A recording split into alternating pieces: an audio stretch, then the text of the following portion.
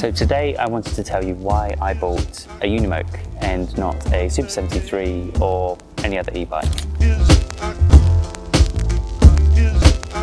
3 years ago I wanted to buy an e-bike, and I didn't want just an ordinary kind of motorized mountain bike or road bike. So that instantly ruled out a Vanmoof, even though they do look super slick. I didn't know about rough cycles at the time, and I think Juiced Bikes and a few others were on Kickstarters and websites like that. And if I was spending over £1,000 on an e-bike, I didn't want the company to be in its infancy still. So for me it came down to Urban Drivestyle and Super 73. Now I'm not going to lie, the Super 73s do look super cool.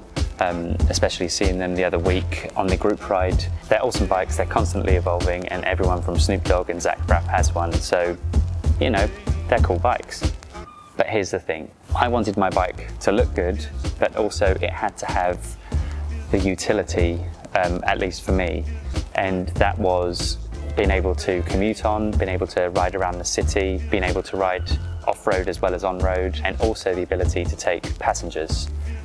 And this is where I feel the Unimog is really in a class of its own. Ossie, the UD founder and Unimog designer, is an absolute genius. He absolutely nailed the Unimog design. It has both aesthetic beauty and incredible utility.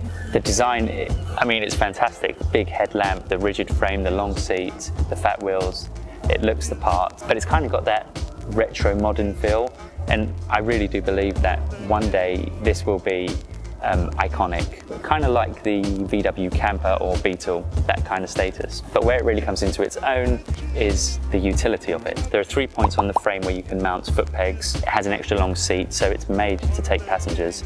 And I do often take my wife and my kids out on it. The ability to customize and add on is a huge draw. An extended seat if you want to take even more passengers. You can add racks, all sorts of panniers. I've seen sidecars, trailers. The possibilities really are endless on these things. The other thing I keep seeing time and time again is the distance that these things go. I don't mean the range of the battery, I mean the life of them. Mark Clark, who's a Unimoker, he posted a video recently of his 10,000 kilometers. I don't think I'm quite at 10,000 yet. I'm probably around 4,000 or 5,000. It just shows you that these things were made to last, they're built to last. They just keep going and going, which is incredible, which is what you want in an e-bike.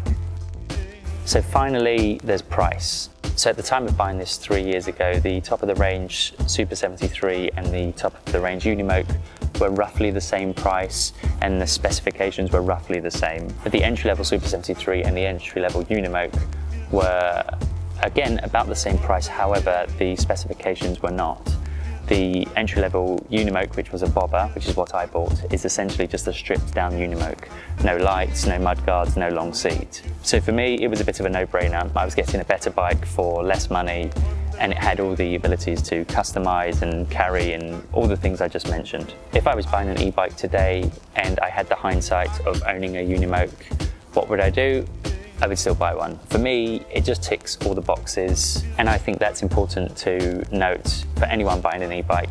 It really does depend on what you want it to do. Now, this isn't a video saying that Unimogs are the best bikes and Super 73s aren't, or any other bike.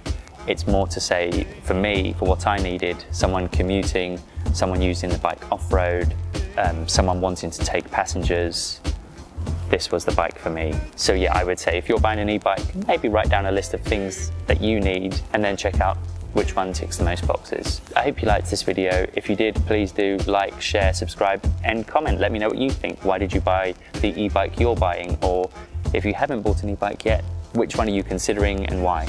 I'm not going to be doing weekly videos anymore. I'm going to change them to monthly because I wanted to just get better content in each of the videos. Let me know what you think, and I will see you on the next one.